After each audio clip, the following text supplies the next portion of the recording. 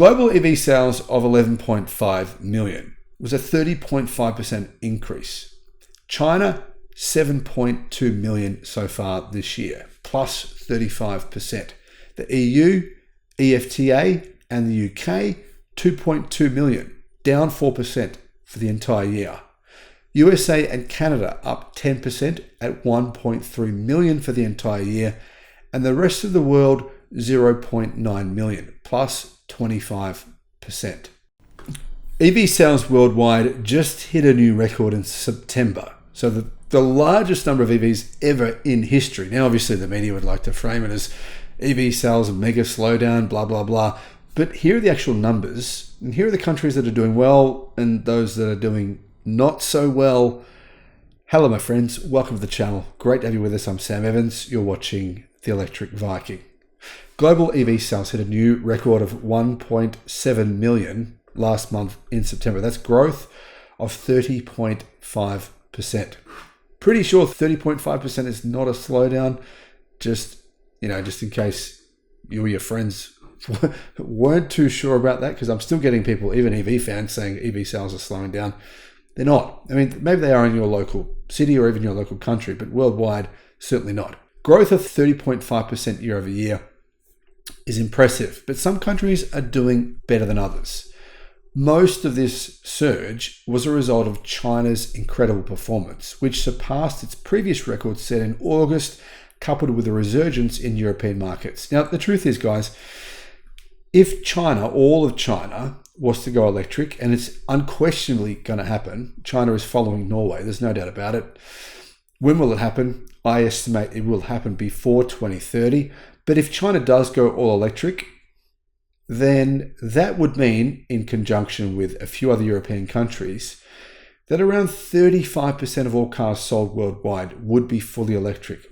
Assuming that no other countries in the world, everyone else just stopped buying EVs, right?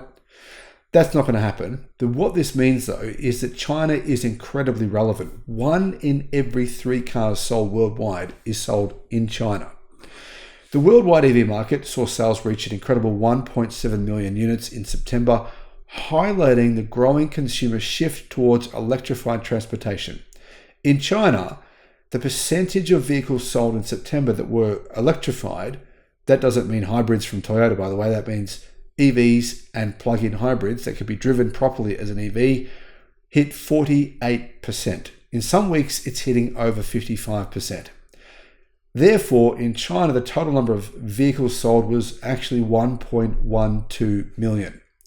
And this remarkable growth shows China's pivotal role in driving global EV adoption. The reason that it's so pivotal is because so much of the world now is relying on Chinese batteries, Chinese technology, and even many countries like Australia, the UK, Thailand, Southeast Asia. Many countries are relying on Chinese EVs now to drive their electric car sales. Europe, after experiencing some challenges, actually showed signs of a recovery with a 4.2% increase in EV sales, reaching 300,000 last month.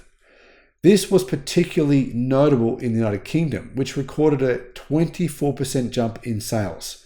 Other European countries, including Italy, Germany, and Denmark, also contributed to the positive trend. We've heard a lot of negatives about Germany, but actually Germany's 7% year-on-year growth was pretty staggering, considering EV incentives are no longer around in Germany. And a lot of the growth in EV sales was coming from incentives in Germany. They've ended, and still EV sales are up 7%.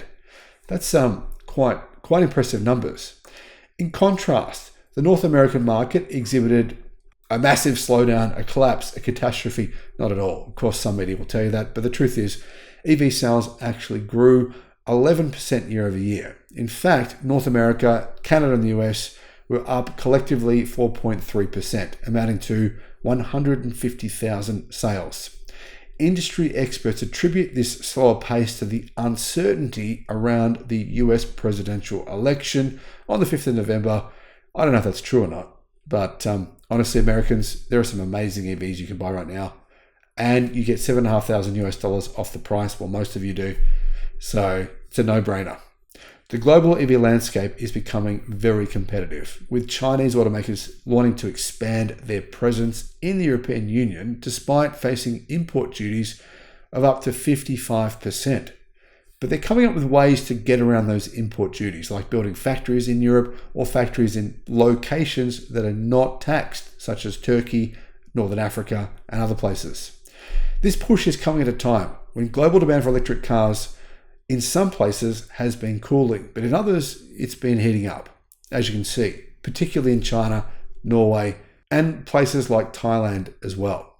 So what's going to happen? What's the future? Well, Motion, who actually reports on these sales, adjusted their forecast for EV sales in Europe. The firm expects sales to hit 3.8 million in 2025 and 10 million in 2030.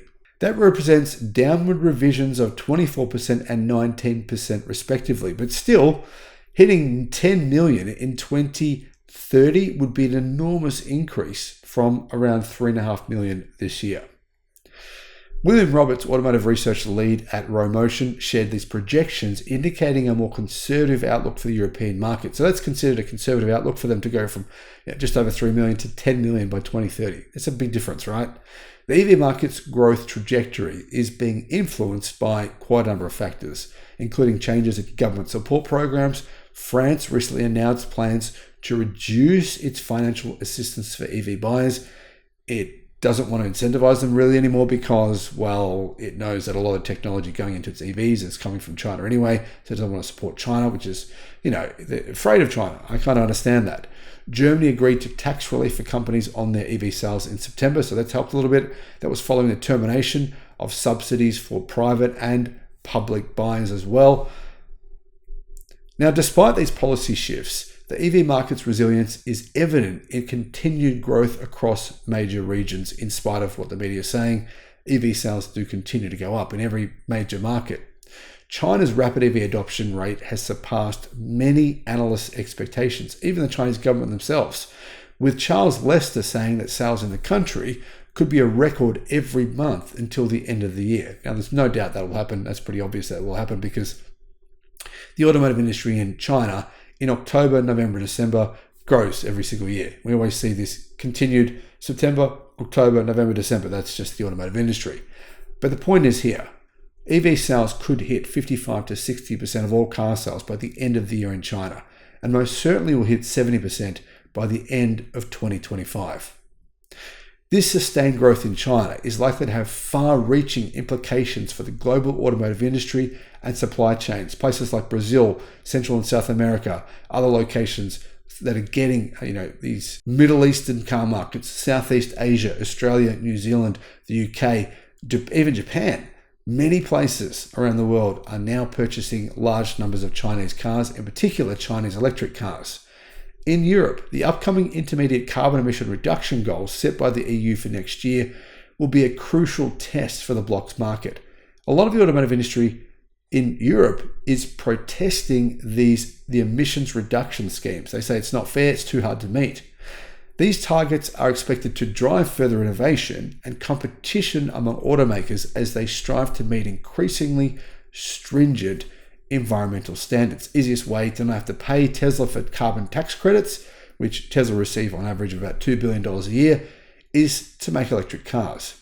As a result, we've seen recently a couple of models of EVs come out in Europe where the EV version of the car is the same exact price as the internal combustion version. As the global automotive industry continues its transition towards EVs, the interplay between market dynamics, government policies, and technological advancements will shape the future of mobility. The strong September sales figures underscore the growing consumer acceptance of EVs and highlight the potential for further growth in the rapidly evolving sector. Now, one of the things that has been pointed out in the United States is going to be a hindrance to EV sales is that the installation of EV chargers is not keeping pace, DC fast chargers, it's not keeping pace with the overall automotive EV industry sector sales. So not enough DC fast chargers are being installed. Tesla is obviously installing a lot of them, but other companies, for some reason, in spite of enormous incentives from the US government to build out DC fast charging networks, it's happening at a much slower pace than what would be expected. That's something that needs to change for more Americans in particular to buy more electric cars. Thanks for watching.